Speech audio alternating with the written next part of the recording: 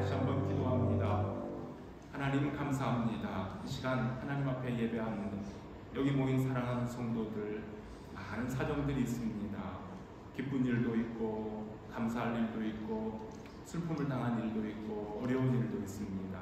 그 가운데에도 저희들 주님 의지하며 주님 바라보며 이 시간 예배합니다. 하나님, 모든 성도들을 하나님께서 사랑하시고 있어야 될 필요한 것들로 공급하십니다. 주님, 이 시간도 위로가 필요한 자에게는 위로하시고 감사가 필요한 자에게는 더 큰 감사가 나올 수 있는 일들 만들어 복 주시기를 간절히 바랍니다. 몸이 연약한 성도들이 있습니다. 병중에 있는 이웃들을 주님께서 위로하시고 몸도 아프고 또 마음이 아픈 이웃들도 있습니다. 찾아주시기를 간절히 바랍니다. 공부하는 젊은이들에게 지혜와 명철함을 주시기를 원합니다. 장래를 위하여 준비하는 모든 일들이 하나님께 기쁨되고 감사가 되게 하여 주시기를 간절히 바랍니다. 오늘 여기에 같이 나와 있지 못한 우리 믿음의 가족들, 그 상황을 주께서 아시오니 좋은 것들로 더 사랑으로 채워 허락하여 주시기를 바랍니다. 하나님, 또 어린 주일 학생들, 우리 청소년들 주님의 말씀을 배우며 이 어려운 시절에 또 유혹이 많고 또 세상이 혼란할 때에 더 하나님의 자녀들로 자라가기를 저희들이 기도하며 축복합니다. 이 아이들을 위해 수고하는 부모님들 또 선생님들에게도 은혜와 지혜로 함께하여 주시옵소서. 감사를 드리며 예수님 이름으로 기도합니다. 아멘. 주일학교 어린이들은 선생님과 같이 이동합니다.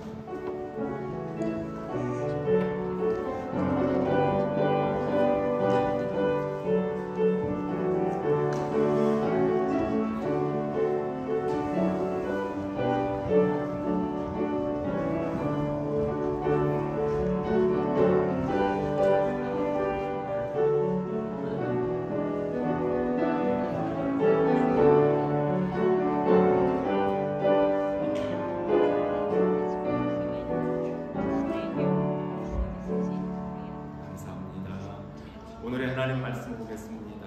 마태복음입니다. 마태복음 21장 23절부터 32절에 있는 말씀입니다.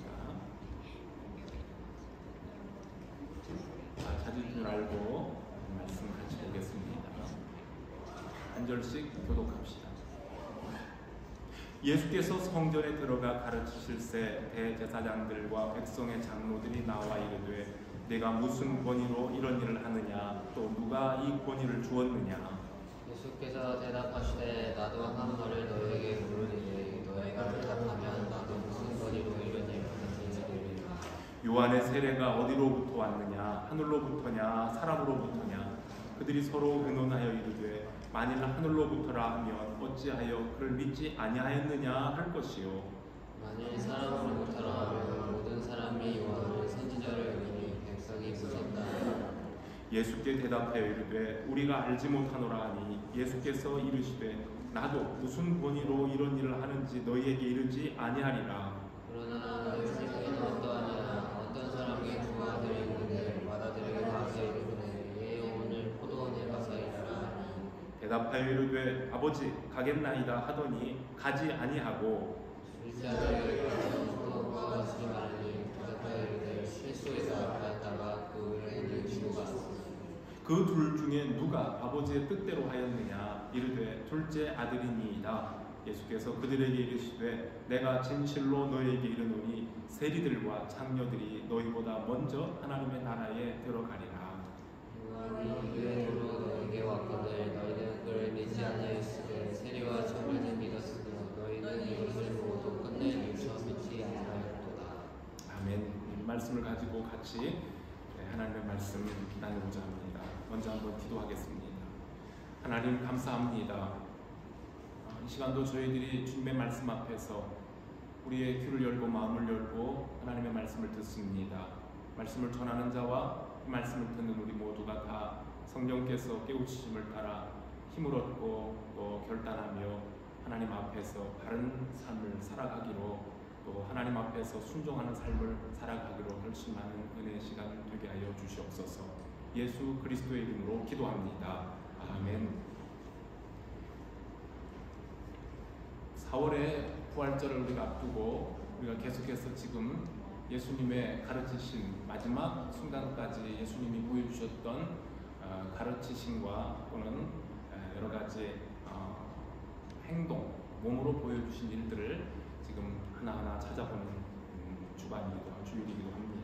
그래서 오늘은 마태복음 21장에 있는 이 말씀을 가지고 누가 아버지의 뜻을 따랐는가라는 제목으로 함께 은혜를 나누려고 합니다. 금방 우리가 본문 말씀을 같이 읽었어요. 그리고 우리가 스크린을 여러분들이 보면서 밑에 NIV 성경 영문으로 이렇게 되는 것도 혹시 같이 보셨는지 모르겠는데요. 오늘 본문을 읽어보다가 혹시 우리 한글로 된 성경과 NIV, 우리는 지금 현재 NIV 번역을 따르고 있는데요. NIV 번역과 뭔가 차이가 있다는 걸 발견하고 성경이 왜 서로 다를까 궁금하신 분이 혹시 있었는지 모르겠어요. 아니면은 그 전에 옛날에 이 본문을 읽으시다가 왜 서로 번역들 간에 번역의 차이가 있을까 궁금했던 분이 있는지도 모르겠습니다. 오늘 우리가 읽었던 우리 개역 한글 성경 본문을 보면은요, 첫째 아들이 포도원으로 가겠다고 대답하고는 가지 않았으며, 둘째 아들은 처음에는 싫습니다, 못 갑니다 하고 나중에 뉘우치고 포도원으로 갔어요. 예수님께서 누가 아버지의 뜻대로 했느냐라고 묻자 대답하는 사람들이 둘째 아들입니다, 이렇게 대답을 했죠. 오늘 본문에 그렇습니다. 우리 성경에는. 그런데 NIV 성경을 보면은 정반대로 나와요. 첫째 아들이 싫어요, 안 가겠습니다 했다가 나중에 뉘우치고 돌아갔고, 둘째 아들은 예 아버지 가겠습니다 하고서는 가지 않았습니다. 그리고 사람들은 예수님의 질문에 첫째가 아버지의 뜻대로 했다고 대답을 합니다. 대부분의 영어 성경들, NIV뿐만 아니고 대부분의 영어 번역본들은 이렇게 같은 순서로 되어 있어요, NIV랑. 그런데 우리말 성경 번역 중에서도 표준 세번역과 공동 번역은 영어 성경과 같은 순서로 되어 있어요. 그리고 우리가 읽고 있는 개역 한글, 그리고 또 다른 어떤 버전은 지금 이렇게 또 달리 나와 있습니다. 왜 성경이 같은데 이런 차이가 있느냐라고 질문을 한다면, 각 나라에, 우리는 대한민국 한글의 언어로 지금 번역을 해서 읽고 있으니까 감사한 일인데요. 각 나라의 언어로 번역된 성경들이 원래 성경 원본, 히브리 구약 성경이면 히브리어 원어, 그 다음에 신약 성경이면 헬라어 원본이라는 말은 최초에 쓰여졌던 본래의 책을 말하는 겁니다. 그 원본을 보고 번역을 한 것이 아니라 그 원본을 손으로 필사한 사본을 보고 번역을 했는데, 이 원본을 필사했던 사람들 중에 간혹 워낙 많은 사람들이 베껴서 썼지 않겠어요? 어떤 사람의 이 필사가 순서가 착각해서 바뀌어질 수가 있는 경우가 있어요. 그리고 단어가 점을 하나 찍고 안 찍고 차이로 의미가 바뀌는 경우도 있었습니다. 그러한 사본들을 우리 또 한글로 또는 영어로 또는 프랑스어로 독일어로 번역하는 그런 그 과정에서 미묘한 차이가 있었기 때문이라고 신학자들은 얘기해요. 근데 중요한 것은 그렇게 큰아들 작은아들의 순서가 바뀌었다고 해서 성경 원본의 의미가 무시되었거나 아니면은 성경이 잘못됐다는 것은 아닌 거죠. 오늘의 본문도 번역의 차이 때문에 본래 예수님께서 비유로 말씀하시려던 의미가 달라진 것은 아니었어요. 첫째와 둘째 아들의 순서가 다르긴 하지만 중요한 것은 첫째냐 둘째냐의 문제가 아니라 두 아들 중에 누가 아버지의 뜻을 따랐느냐라는 예수님의 질문에 대한 대답, 이것이 더 중요한 겁니다. 처음에는 싫어요 했지만 나중에 뉘우친 아들이 아버지의 뜻을 따른 아들이라는 이런 대답하는 점에서는 모든 사본들과 번역된 모든 번역본들이 다 동일하기 때문에 그 점에서는 어려움이 없습니다. 문제가 없습니다. 예수님의 비유에 나오는 맏아들과 둘째 아들이 각각 누구를 상징하느냐에 따라서는 또 해석이 다를 수는 있어요. 일반적으로 오늘 우리가 읽었던 성경에 맏아들, 둘째 아들로 되어 있는데요. 일반적으로 맏아들을 이스라엘 민족이라고 보고 둘째를 구원받은 이방인이라 해석하기도 하는데 그것이 크게 문제가 되지는 않는다고 봅니다. 우리가 잘 아는 예수님의 비유 중에 돌아온 탕자, 집을 나갔다 돌아온 둘째 아들 이야기가 있죠. 이 비유는 집을 나간 둘째 아들이 이스라엘 민족 밖에 잃어버린 영혼 이방인이고, 집에 있던 큰아들은 이스라엘 백성이라고 해석하는 경우가 있기 때문에 큰아들은 이스라엘, 둘째 아들은 돌아온 이방인, 이렇게 해석해도 문제는 없는 겁니다. 하지만 오늘 비유에서 예수님이 말씀하시려는 의도는 큰아들과 작은아들의 순서와 상관이 없습니다. 질문처럼 누가 아버지의 뜻대로 하였느냐가 중요한 주제입니다. 처음에는 아니요 했다가 나중에 뉘우치고 돌아온 둘째 아들처럼, 또는 두 번째 아들처럼 세리와 창기들은 세례 요한이 선포한 회개의 복음을 듣고 돌아온 사람들이라는 점을 예수님은 강조하고 있습니다. 반대로 처음에는 예 아버지 했지만 결국은 포도원에 들어가지 않은 아들은 사람들이 보는 앞에서는 하나님의 뜻에 순종하고 이를 열심히 잘하는 사람들처럼 보였지만 세례 요한의 복음, 회개의 복음과 세례를 거절한 사람이라는 책망을 듣게 되었습니다. 예하고 아니오로 행동했던 그들이 누굽니까? 세리나 창기들이 세례 요한의 외침을 듣고 회개하고 돌아오는 것을 보면서도 끝내 뉘우치지 않는 대제사장들이나 바리새인 등 유대교 지도자들을 가리킵니다. 예수님의 비유는 바로 그런 사람들에 대한 책망입니다. 예수님이 이 비유를 말씀하신 배경이 무엇이었습니까? 사람들의 뜨거운 영접을 받으며 어린 나귀를 타고 예루살렘 성으로 들어가신 예수님은 다른 날과는 다르게 그날에는 자신이 다윗의 자손 예수 그리스도 메시아임을 당당하게 드러내시고 있습니다.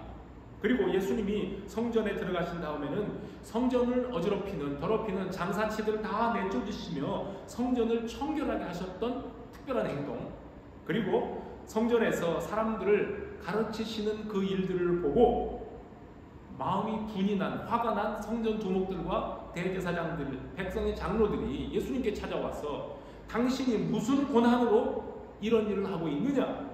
누가 당신에게 이런 권한을 줬느냐? 라고 질문을 하게 됩니다.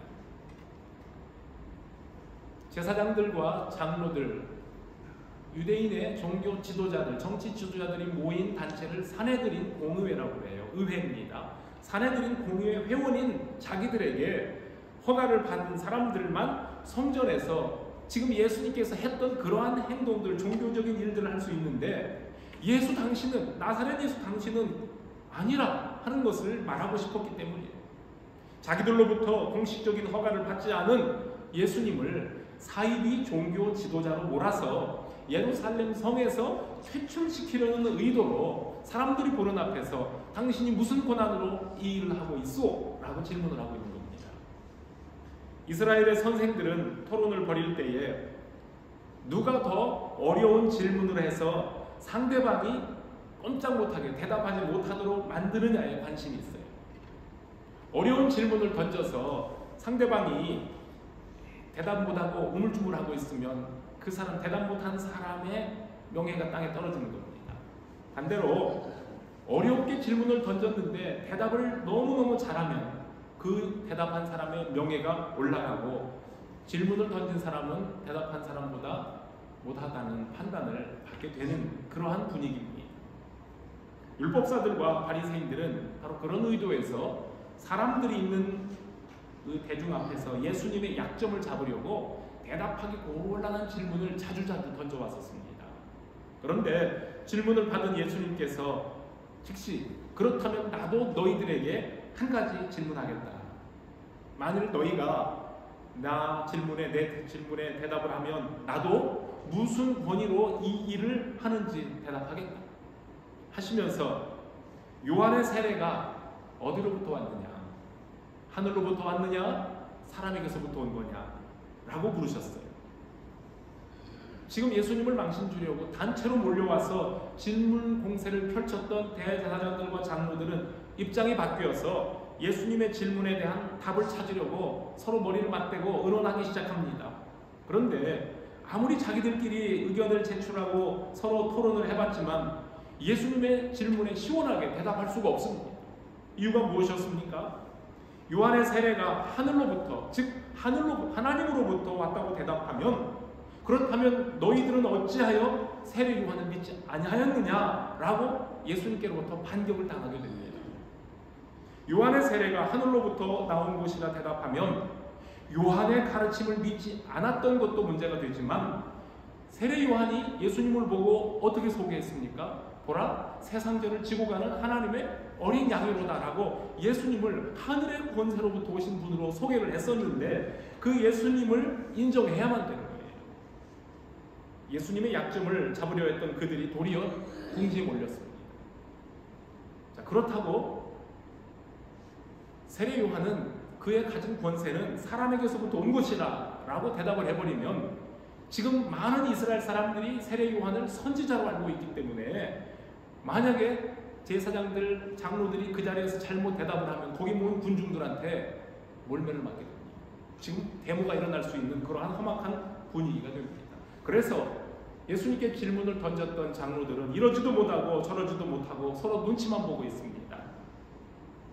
대제사장과 이 장로들은 하나님보다도, 그리고 선포된 진리를 따르는 것보다도 사람들의 눈을 더 두려워했던 비겁한 지도자들이었습니다. 대답하기 곤란하게 된 그들은 결국은 뭐라고 대답했지요? 오늘 본문 보면 우리가 알지 못하겠다, 즉 모른다 라고 대답을 해버립니다. 정말 그들이 몰라서 모른다는 것이 아니라 대답하기 곤란하기 때문에 모르겠다고 하는, 대답도 아닌 대답을 한 거예요. 그러자 예수님도 그러면 나도 무슨 권세로 이런 일을 하는지 너희에게 말하지 않겠다 라고 하십니다. 그런데 예수님은 대답하시는 대신에 포도원의 두 아들 비유를 들어서 말씀해 주십니다. 그것이 오늘 우리가 읽었던 본문 말씀입니다. 오늘은 우리가 읽었던 우리 한글 개역 개정 성경에 나오는 대화를 통해서 봅니다. 너희 생각에는 어떠하냐? 한 사람이 두 아들이 있는데 맏아들에게 얘야 오늘 포도원에 가서 일하라 하니 아들이 예 아버지 가겠나이다 하고는 가지 아니하였다. 둘째 아들에게도 이같이 말하니 그 아들이 실소이다 하더니 나중에 뉘우치고 갔다. 그렇다면 둘 중에 누가 아버지의 뜻대로 하였느냐? 라고 질문을 하셨습니다. 계속 지금 예수님의 비유, 복음을 말씀할 때 유대인의 그 옛날 2000년 전 그 시대의 유대 사회 풍습을 이해하면 성경 이해가 더 쉽다고 그랬죠. 오늘도 하나를 우리가 또 힌트를 넣습니다. 옛날 유대인 사회에는요, 우리 한국도 그렇지만 그 시족들이 모인 동네가 있어요. 집성촌이 있지 않습니까? 윤씨들이면 윤씨들이 모인 곳, 김씨들이 많이 모여 사는 그런 것처럼 옛날 유대 사회는 일가 친척들이 한 동네에 모여 살고, 이유를 알겠죠? 지파별로 땅을 분배받았기 때문에 그때 예수님 당시까지도 지파 중심으로 많이 살았을 수가 있는 겁니다. 이렇게 일가 친척들이 한 동네에 모여 살고 함께 일하며 어떤 중요한 일을 할 때에는 다 한 자리에 모여서 자 오늘 누가 어디에서 무슨 일을 해야 하는지 의논을 하고 일을 시작하는 대가족 공동체였습니다. 이렇게 많은 가족들이 모인 자리에서 그 가정의 어른인 혹은 아버지가 아들들에게 오늘은 너희들이 포도원에 가서 일해야 되겠다 라고 일을 맡기는 겁니다. 명예를 대단히 중요시하는 이 유대 사회에서는 일단은 누군가로부터 명을 받았을 때 또는 부탁을 받았을 때에 일단 보는 앞에서 예 라고 대답하는 것이 일반적인 습관이었다고 합니다. 사람들이 보는 앞에서 예 했지만 그 약속이 실제로 지켜질 수 있는지 아닌지는 그건 나중 문제라는 거예요. 일단은 예라고 대답해야 말을 꺼낸 부탁을 한 상대방의 명예도 존중해주고 예라고 대답한 나의 이미지도 좋게 보이게 해서 쌍방간에 상대방의 서로 명예를 존중해주는 그런 사회라는 겁니다. 우리도 이해할 수가 있어요. 우리 한국 사회도 상당히 그 체면을 중시하는 체면 문화가 있습니다. 그래서 아니요 못합니다 라고 거절해야 할 자리에서 차마 거절하지 못하고 일단 사람들이 보는 앞에서는 체면 치레를 하기 때문에 예 알겠습니다 해놓고 나중에 가서 혼자 끙끙 앓다가 이런저런 이유로 약속을 지키지 못하는 경우도 종종 있습니다. 예의를 참 잘 갖추어 주는 것 같은데 사실은 사람들의 눈이 두려워서 하는 것으로 자신을 그럴듯하게 포장하고 있는, 엄격하게 말하면 진실하지 못한 행동인 겁니다. 유대 사회의 이러한 문화적 관습을 따라서 오늘 예수님 말씀 속에 나오는 마다들은 온 가족들이 보는 앞에서 일단은 하고 대답하고 아버지의 명예를 존중해 드렸습니다. 그러나 실제로는 일하고 포도원에 안 들어갔어요. 그런데 이상한 것은 그럼에도 불구하고 이 명예를 중시하는 그 당시 이스라엘 사람들은 아버지의 체면을 세워준 마다들의 입장이 그럴 수도 있지라고 너그럽게 생각해 준다는 거예요. 이게 유대 사회 문화라는 겁니다. 그에 비해서 사람들이 보는 앞에서 대놓고 싫어요, 나 오늘 못 들어가요 라고 했던 아들은 아버지와 가문의 명예를 떨어뜨린 불효자가 되었고 사람들에게 비난을 받아 마땅한 사람이 되어버렸습니다. 아버지의 면전에서 불순종한 아들은 물론이고 아들의 교육을 제대로 시키지 못했다고 아버지의 명예까지 땅에 떨어지는 그러한 자리였습니다. 그런데 예수님은 누가 아버지의 뜻대로 하였는가라고 질문하시므로 그 유대 사회에 가득 차 있는 고정관념, 일반화된 고정관념을 깨뜨리십니다. 조금 전에 요한의 세례가 어디로부터 왔느냐고 물으실 때에는 모르겠다, 애매하게 대답했던 이 사람들이 예수님께서 비유를 들려주신 다음에 자, 너희의 생각이 어떠냐? 라고 질문하시자 이번에는 대뜸 둘째 아들입니다 라고 대답을 잘한 겁니다. 비유라는 것은요 참 묘한 힘을 가집니다. 직설적으로 질문을 하면 오물쭈물하고 대답을 잘 못하지만 비유를 통해서 질문해보면 대답을 잘합니다. 버릇없이 아니요 대답하여 아버지 얼굴에 먹칠을 한 아들이 나중에 잘못을 깨닫고 포도원에서 일을 해서 결국은 아버지의 뜻에 순종했기 때문에 여기 유대인들도 나중 결과를 보면 깊이 고민할 필요도 없이 포도원에 들어가서 일한 아들이 아버지의 뜻을 따랐지요 라고 금방 대답을 할 수가 있었다는 겁니다. 주님께서는 두 아들의 비유를 해석해 주십니다. 그러면서 말씀합니다. 요한의 세례를 받아들인 사람과 거절한 사람들에 대해서 말씀을 하는 겁니다. 한국에서 비유풀이 하면 누가 여러분 생각납니까? 영국에 계셔서 감각이 오지 않아 잘 모를까요? 비유풀이의 대가가 있어요. 한국에 이름이 유명한 이만희. 신천지 하면 알겠습니까? 이제서 끄떡끄떡 나왔어요. 신천지의 그 수장인 목사라고도 절대 할 수도 없고 무슨 예언자라고도 할 수 없고 어쨌든 신천지의 이만희는 모든 우리 성경을 다 비유로 풀어서 자신이 하고 싶은 말을 엉터리 거짓으로 만들어버리는 가짜 선생이에요. 가짜 선생이지만 사람들이 이해하고 깨닫기 쉽게 비유를 들어 말씀하신 우리 예수님은 오늘도 비유를 말씀하시고 비유에 담긴 뜻을 거기 모인 사람들에게 정확하게 알리고 계십니다. 너희들은 겉으로만 이해하고 뒤돌아서면 아니요 라고 행동하는 교만하고 회개할 줄 모르는 자들이다. 이렇게 꾸중하시는 거예요. 내가 진실을 말하노니 처음에는 아니요 했지만 나중에라도 뉘우치고 돌아온 세리와 창기들은 이러한 죄인들이 오히려 너희보다 먼저 하나님의 나라에 들어갈 것입니다. 말씀하십니다. 요한이 와서 올바른 길을 너희에게 가르쳤지만 너희가 요한의 세례와 가르침을 끝까지 믿지 않았으며 천국 복음을 듣고 회개하는 사람들을 보면서도 너희는 끝내 뉘우치지 아니하였다 하시며 완악한 유대교 종교 지도자들을 책망하고 계십니다.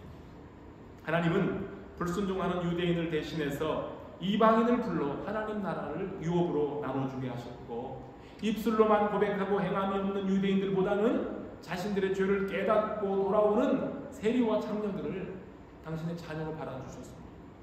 어느 누구도 감히 유대인의 지도자들 앞에서 용기를 내어 그런 말을 할 수 없었지만 우리 예수님은 바리새인과 서기관들의 외식적인 종교 행위를 엄하게 꾸짖고 계십니다. 당신이 누구의 허락을 받고 감히 성전에서 이런 일을 하느냐라고 예수님을 몰아내려고 했던 예루살렘의 종교 지도자들은 예수님의 질문에 대답함으로 자신들도 모르게 자기 입으로 둘째 아들이 아버지의 뜻에 순종했다고 대답함으로 졸지에 예수님의 비유에 나오는 큰아들이 되고 말았습니다. 개인의 명예와 가문의 명예를 목숨처럼 여기는 이 이스라엘 백성의 지도자들이 예수님의 질문에 대답하는 순간 그들의 명예는 백성들이 보는 앞에서 그냥 땅에 떨어진 거예요. 이런 책망을 듣고 그들이 얼마나 당황하고 자존심이 상했겠습니까? 그렇다면 그 자리에서라도 비록 늦었지만 깨닫고 돌아서면 되지 않겠습니까? 회개해야 되는 거 마땅하지 않습니까? 그런데 오늘 예수님께서 주신 이 비유의 말씀의 바로 뒤에 이어 우리가 읽었던 본문 뒤 33절부터 43절을 보면요, 거기 포도원 농부의 비유가 나오는데요, 예수님이 두 번째로 주신 포도원 농부의 비유를 듣고는 그것이 자기들을 가리켜서 말씀하신 줄을 알고 화가 났어요. 그리고는 그 자리에서 예수님을 체포하려고 했습니다. 그러나 거기 있는 많은 군중들의 눈이 두려워서 예수님을 선지자로 알고 있기 때문에 예수님을 함부로 할 수 없어서 속으로만 씩씩거렸어요.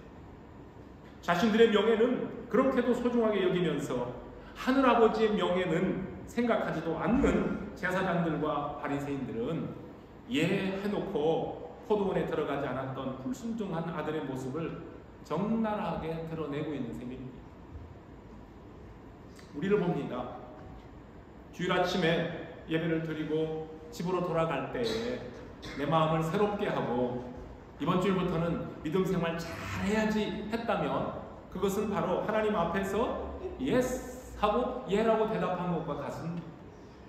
그런데 한 주간을 지나다가 주일 하루는 반짝했는데 이전 습관으로 다시 돌아가 버린다면 앞에서 예하고 실제로는 아니요가 된 겁니다. 말씀을 읽고 묵상할 때에 아멘하고 깨달은 말씀, 큐티 나눔 시간에 고백했던 은혜의 말씀을 아멘으로 받아들인 것은 하나님 앞에서 예라고 응답한 것과 같습니다. 여러분, 세례받을 때에 교인으로서 지켜야 할 도리와 그리스도인의 구별된 삶을 힘쓰겠다고 서약한 것은 하나님과 사람 앞에서 예라고 한 겁니다. 그런데 우리의 생활을 돌아보면 그때 했던 약속을 너무 가볍게 잊고 지내는 일들이 참 많습니다. 사람들이 지켜보는 앞에서 하나님과 나의 명예를 위해 예라고 했지만 실제 생활에서는 약속을 지키기 어렵다는 핑계로 점차 무시하고 삽니다. 그렇다면 예수님 비유에 나온 둘째 아들처럼 일단은 아니요 해놓고 나중에 기회를 봐서 하나님이 원하시는 일을 하면 하나님 체면도 세워드리고 나도 잘했다고 인정받을 수 있지 않겠습니까? 여러분, 우리 대답하기 자신 없으면 일단 아니요 해버리면 되는 거 아니에요? 혹시라도 여러분들이 이렇게 쉽게 생각한다면 그야말로 위험하고 큰일 날 나의 오만과 자만일 뿐입니다. 여러분, 어찌 그것이 내 마음대로 될 수 있습니까? 여러분, 내 마음대로 아니요 얘를 막 뒤집을 수 있겠습니까? 사람들 앞에서 싫습니다 해서 아버지 얼굴에 먹칠했던 그 작은 아들이 아버지의 마음을 헤아리고 순종하는 자리로 돌아오기까지 겪어야 했을 힘든 과정과 고통의 시간이 있었다는 사실을 여러분들 가볍게 여기면 아니 됩니다. 잠깐만 저희 얘기를 합니다. 장모님 돌아가셨다는, 소천하셨다는 소식을 듣고 장례식을 준비하는 우리 처가 식구들의 단톡방, 저는 거기 안 껴줘서 못 들어갔는데요. 그 단톡방에 형제 자매들의 단톡방에서 오고 가는 대화 중에 우리 집사람이 갑자기 저한테 와 하면서 감탄사를 바래요. 그래서 왜? 그랬더니 몇째 처남이라고는 안 할게요. 처남이 넷이 있는데 자존심 세워줘야 되니까 한 처남이 나 얼마 전 몇 주 전부터 교회 등록했다. 그랬대요. 왜냐하면 그 처남이 어려서는 분명히 부모님과 함께 주일학교도 다니고 다 했던 처남이에요. 그런데 교회 안에서 어른들의 관계 때문에 상처가 돼서 어린 마음에 그때부터 교회를 떠나버렸어요. 지금까지 떠났는데 가족들이 권면을 해도, 말씀으로 기도로 권면해도 맹맹하고 딱 하다 있었어요. 몇 년 전에는 하나님이 사실은 그를 죽음의 문턱까지 데리고 가셨어요. 곧 이것 떼면은 죽는다고 했었어요. 그래서 저희 아내가 몇 년 전에 오빠 장례식 참석하러 간다고 갔었어요, 한국까지. 그랬는데 하나님의 은혜로 회생을 했어요. 그리고는 가족들이 하나님이 주신 생명, 다시 되찾은 연장시킨 생명, 믿음 안에 살자 했을 때에도 그랬던 아들인데, 당신의 어머니가 소천하셨다는 소식을 접하고 나서 감사하게도 그 전에 먼저 자기는 하나님 앞에 예배하러 교회 등록했다는 고백을 친구들한테 하니까 얼마나 감사한 일입니까? 그럼 그게 마음대로, 사람 마음대로 되는 게 아니에요. 하나님 움직이시는 일이거든요. 그래서 여러분들도 나도 그냥 아니요 하고 마음대로 살다가 죽기 한 시간 전쯤 나 하나님 잘못했습니다 하면 되겠습니까? 우리 마음대로 되는 일은 아닙니다. 그렇죠? 네, 그렇습니다. 그래서 우리는 하나님 앞에 하나님이 원하시는 것이 무엇인지를 묻고 살아야 돼요. 우리 하나님이 우리에게 원하시는 것은 처음부터 하고 실제로도 행동으로 옮기는 것입니다. 그러나 혹시라도 아니오 했지만 나중에라도 회개하고 돌아오시기를 기다리십니다. 하나님은 이러한 죄인들을 거절하지 않으시고 용납하십니다. 이것이 하나님 나라의 복음이고요. 아브라함은 하나님의 부르심에 예했고 일생을 하나님의 약속 가운데 살았던 사람입니다. 그런가 하면 사도 바울은 처음에는 교회를 핍박하고 그리스도를 거절했던 아니오의 삶을 살았지만 주님을 만난 이후에 삶이 전환되어서 완전히 마지막까지 예수로만 살았던 사람입니다. 지난주에도 말씀드린 것처럼 나를 하나님 나라 포도원에 심어주신 은혜도 크고 놀라운데 열매 맺지 못하고 땅만 버리는 나를 오래 참아주시며 기다리신 하나님의 은혜가 참 놀랍고 감사할 뿐입니다. 더군다나 열매 없는 나를 위해 한 해만 더 참아달라 간청하며 당신의 몸을 십자가에 못 박으셨던 우리 예수 그리스도, 쓸모없는 인생을 위해 오늘도 기도하고 계시는 예수 그리스도의 사랑은 그 무엇보다도 비교할 수 없는 사랑입니다. 이러한 사랑과 은혜로 우리가 살았고, 그리고 주님은 지금도 회개 열매를 맺기를 기대하고 계시며 우리는 그렇게 열매를 맺으며 살아갑니다. 예수님의 비유에 나오는 아들들은 앞에서 어겼던, 뒤에 가서 어겼던 둘 다 아버지 명을 어긴 아들들입니다. 그러나 하나님의 나라는 내가 죄인임을 고백하고 뉘우치고 하늘 아버지께 돌아오는 탕자와 세리와 창기 같은 작은 아들들에게 열려있는 아버지의 나라입니다. 이것이 예수님께서 비유로 말씀하시고자 하신 하나님의 나라입니다. 우리를 위해 갈보리 언덕에서 십자가에서 달려 죽으신 예수 그리스도는 자신을 낮추시고 아버지의 뜻에 예로 순종하시고 이 세상에 오셨고요. 우리를 위해 죽으심으로 끝까지 순종의 본을 보여주셨습니다. 예수님은 아버지 앞에서 처음부터 예하고 십자가에 달려 숨을 거두시는 마지막 순간까지 아버지의 뜻에 순종한 아들입니다. 불순종하던 나를 불러 하늘 아버지의 마음을 깨닫게 하시는 그 사랑을 오늘도 감사하며 이 한 주간도 여러분 순종의 삶을 힘써 살아가시고요. 주님이 나를 부르시는 그날까지 예하는 순종의 삶을 살아가시기를 주님의 이름으로 축복합니다. 같이 기도하겠습니다. 하나님 감사합니다.